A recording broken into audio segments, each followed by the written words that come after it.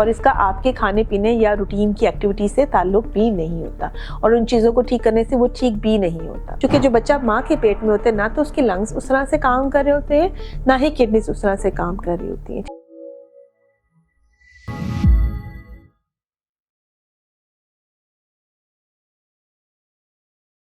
السلام علیکم۔ بچے کی گروتھ ماں کے پیٹ میں کیسے ہوتی ہے، آج ہم اس پہ بات کریں گے۔ بچہ جو ہے وہ جب پیدا ہوتا ہے تو اس کی ایک امبلیکل کارڈ ہوتی ہے، ناڑو بھی جس کو کہتے ہیں، ٹھیک ہے، کارڈ کے تھرو اٹیچ ہوتا ہے آول کے ساتھ، اور اس آول کے تھرو جو ہوتا ہے ماں کا جو بلڈ ہے وہ بچے تک پہنچ رہا ہوتا ہے۔ جیسے ہی ماں کا بلڈ بچے کو پہنچتا ہے تو اس بلڈ کے تھرو جو ہے بچے کو آکسیجن بھی جاتی ہے اور گلوکوز بھی جاتا ہے اور باقی چیزیں بھی پہنچتی ہیں۔ تو جو ماں کھاتی ہے اس حساب سے اس کی آئرن، کیلشیم وغیرہ وغیرہ، اس کو جو ہے گلوکوز وغیرہ اس آول کے تھرو، اس کارڈ کے تھرو جو ہے وہ بچے تک پہنچ رہا ہوتا ہے۔ سملرلی جو بچے کا ویسٹ مٹیریل ہوتا ہے وہ بھی اس کارڈ کے تھرو جا رہا ہوتا ہے۔ سو اللہ میاں کا یہ نظام ہے کہ وہ جو آول ہے وہی بچے کے لیے سارا کا سارا کہہ لیں ڈور ہے، جس سے اس کو مل بھی رہا ہے، کھانے کو بھی مل رہا ہے اور اس کا کلین بھی ہو رہا ہے۔ تب چونکہ جو بچہ ماں کے پیٹ میں ہوتا ہے نہ تو اس کے لنگس اس طرح سے کام کر رہے ہوتے ہیں، نہ ہی کڈنیز اس طرح سے کام کر رہی ہوتی ہیں، ٹھیک ہے، آلدو کہ وہ فنکشننگ ہوتا ہے،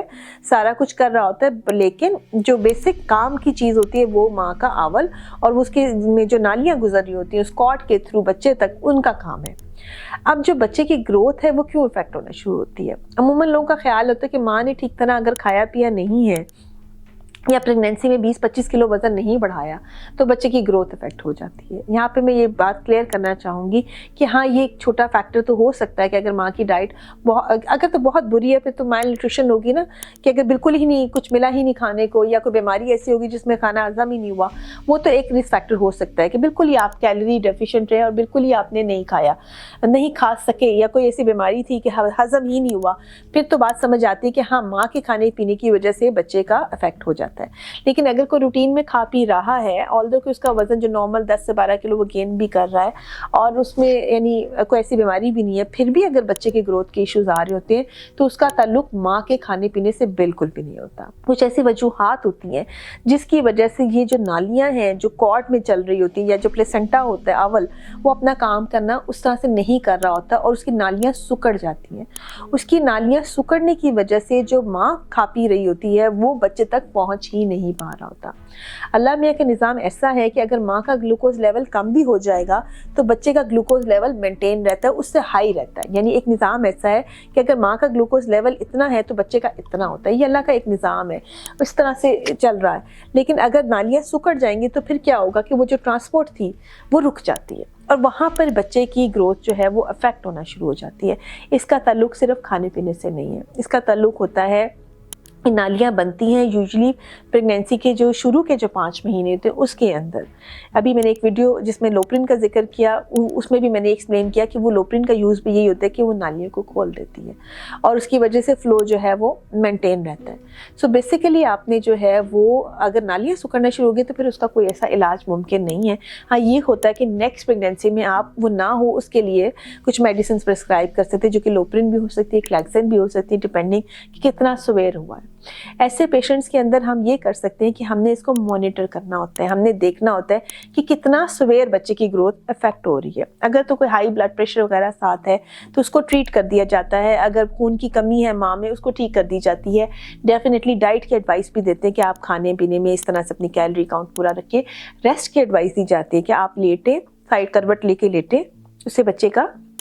بلڈ فلو جو ہے وہ کافی بہتر ہو جاتا ہے۔ تو یہ سارے میتھڈز تو ہم کر رہے ہوتے ہیں، لیکن جو مین کام اس میں ہوتا ہے وہ ہم نے مانیٹر کرنا ہوتا ہے، بچے کا ڈاپلر سکین کروانا ہوتا ہے، مدر کا بلڈ پریشر چیک کرنا ہوتا ہے، ڈاپلر الٹرا ساؤنڈ پہ ہم نے بچے کا بلڈ فلو دیکھنا ہوتا ہے، بچے کے ارد گرد جو پانی ہوتا ہے اس کی مقدار کو دیکھنا ہوتا ہے، اور ہر 1 سے 2 ہفتے کے بعد الٹرا ساؤنڈ کرا کے بچے کی کنڈیشن کو دیکھنا ہوتا ہے۔ 2 سے 3 ہفتے کے بعد الٹرا ساؤنڈ کروا کے ہم نے اس کی گروتھ کو مانیٹر کرنا ہوتا ہے۔ اگر یہ سارا کچھ کرنے کے باوجود بھی جو بچے کی گروتھ نہیں ہو رہی ہوتی ہے تو وہ پھر IUGR لیبل کر دیا جاتا ہے، گروتھ ریسٹرکشن۔ اس میں پھر آپ نے یہ بیلنس کرنا ہوتا ہے کہ آپ نے بچے کو ماں کے پیٹ سے کب نکالنا ہوتا ہے۔